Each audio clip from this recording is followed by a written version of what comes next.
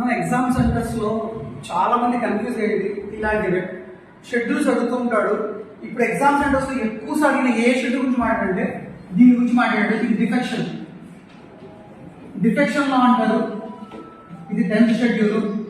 ఇలా చాలా ఎగ్జామ్స్ అడుగుతుంటాయి. ఇప్పుడు ఈ మనము టోటల్ 12 లెటర్స్ ఉన్నాయి కదా, ఈ 12 లెటర్స్ 12 షెడ్యూల్స్.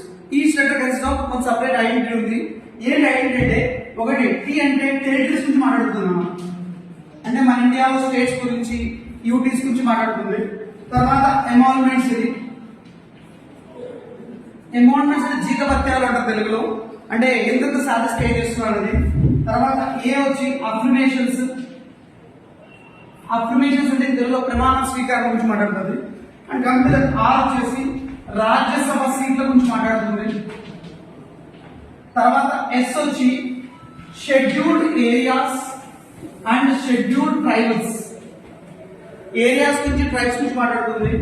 తర్వాత కంప్లీట్ ఓ ఉంది కదండి, ఓ ఇది దేనికి మాట్లాడుతుంది అంటే అదర్ ట్రైబ్స్ గురించి మాట్లాడుతుంది.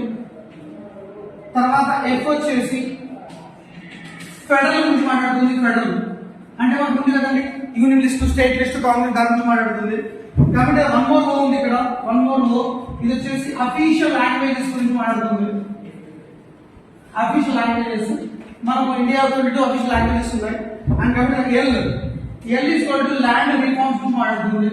అంటే మనం ఒకసారి వింటుంటాం కదండి, ఏది జమీందారీ రైట్స్ అని చెప్పేసి, దట్ ఈస్ ల్యాండ్ రిఫార్మ్స్. తర్వాత ఆల్రెడీ డి చెప్పాను, డి రెఫర్స్ డిఫెక్షన్ గురించి మాట్లాడుతుంది.